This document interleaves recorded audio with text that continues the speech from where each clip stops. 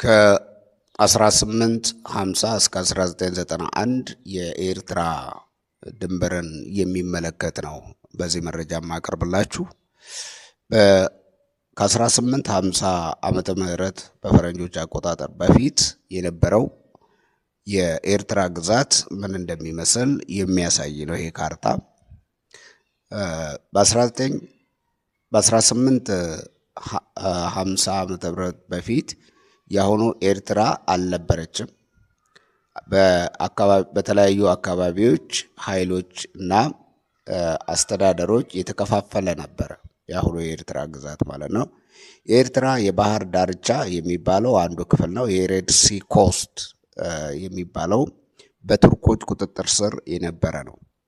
ይሄ ከ16ኛው ክፍለ ዘመን ይጀምርና እስከ 19ኛው ክፍለ ዘመን ድረስ የሚቀጥል ያችን አካባቢ በቢጫ ቀለም የተቀባችውን ወይም ደግሞ በቢጫ የተቀባውን የካርታውን ክፍል ቱርኮች ሲያስተዳድሩት ነበረ። ምጽዋ የቱርኮቹ ወታደራዊና የንግድ ማዕከል ነበረች። ኦቶማኖቹ በኋላ ላይ ለግብጾች በ19ኛው ክፍለ ዘመን አሳልፈው ሰጥተዋል ይህንን አካባቢ። ስለዚህ በዚህን ጊዜ የአፋር ክልል የሆነው የቀይ ባህር አካባቢ አሰብን ጨምሮ ማለት ነው የአሁኒቷ የኤርትራ ክልል ውስጥ የተካተተ አልነበረም። በአንጻሩ በዚህ ካርታ ላይ እንደምታዩት ከቱርኮቹ ከተቆጣጠሩበት በላይ ያለው ደጋማው አካባቢ ከኢትዮጵያ ጋራ ግንኙነት ባላቸው የትግራይ ገዢዎች ይተዳደር የነበረ በንጉሶች ይተዳደር የነበረ ቦታ ነው።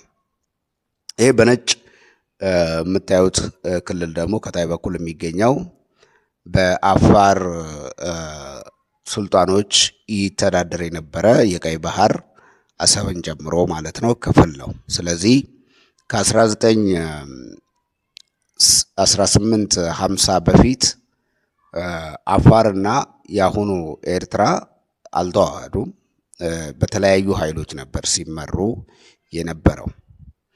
ከዛ በኋላ ነው እንግዲህ አሁን ያለችው ኤርትራ በጣሊያን አማካኝነት ወደ ውህደት የመጣችው ማለት ነው። የደቡብ ክፍል የአሰብ አካባቢ በአፋር አለቆች የሚተዳደር ነበረ እስከ 1850 ድረስ። አሁን ያለችው ኤርትራ አልነበረችም። በአካባቢው በቱርኮች፣ በትግራውያን እና በአፋር መሪዎች የተከፋፈለ ክልል ነበር። የኤርትራ ኮሎኒ ጅማሮ እንግዲህ በ1869 ነው የሚጀምረው። በ1869 የጣሊያን ሩቢትኖ ሺፒንግ ካምፓኒ የሚባል ከአፋር አስተዳደሮች በአሰብ አካባቢ መሬት ይገዛል። ከዛ በኋላ ነው እንግዲህ ጣሊያን እግሯን ወደ ምስራቅ አፍሪካ ልታስገባ የቻለችው በተለይም በኤርትራ አካባቢ በአፋር አካባቢ መሰረት አድርጋ ነው እያሰፋች የሄደችው። በ1900 የኢትዮጵያና የጣሊያን ስምምነት አንቀጾች የኢትዮጵያና የጣሊያን ድንበር ከመረብ ወንዝ በመጀመር እስከ በለሳ ወንዝ እና ከዚያ ወደ ሙና ወንዝ እንዲሄድ ተወሰነ። አንቀጽ 2 የድንበር መስመሩ በመሬት ላይ ለመለየት የሁለቱም መንግስታት የጋራ ኮሚሽን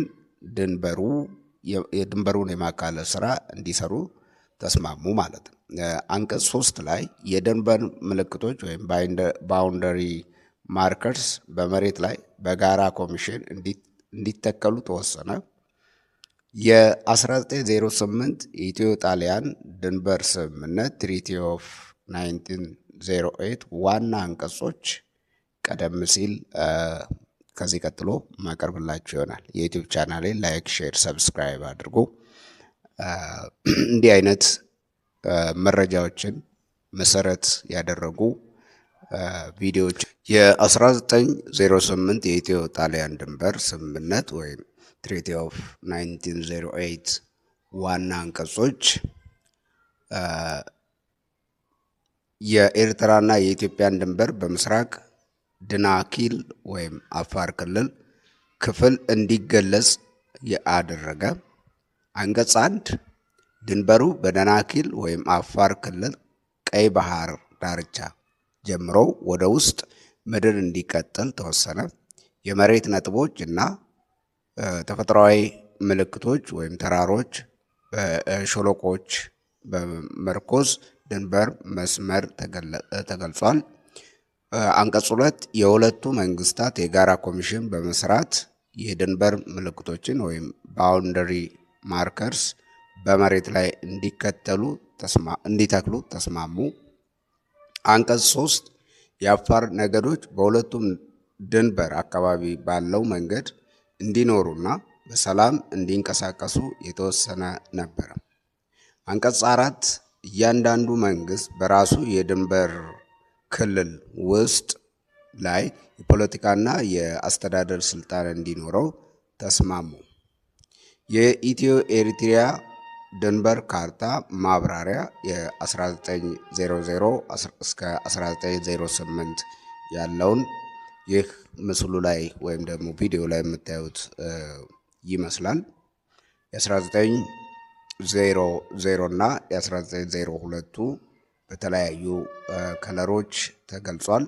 1903ቱም እንዲሁ 08ቱም እንዲሁ በተለያዩ ከለሮች ተገልጿል። እዚህ ካርታ ላይ እንደምታዩት በቀይ መስመር የተሰመረው የ1900 የኢትዮጵያና የጣሊያን ስምምነት የሚያሳይ ነው። እነኚህ የነበረው በ1900 ሲስማሙ የነበረው ድንበር ነው። በሰማያዊ ከለር የተቀመጠው ደግሞ ነጠብጣብ መስመር በ1902 የነበረው ነው። በቢጫ ቀለም ከታች በአፋር በኩል በተለይም በአሰብ በኩል በቢጫ ነጠብጣብ ቀለም የተከለለው የአፋር ድናክል አካባቢ ነው። ይሄ በ1908 የተስማሙት የሁለቱ ሀገራት የጋራ ድንበር ሆኖ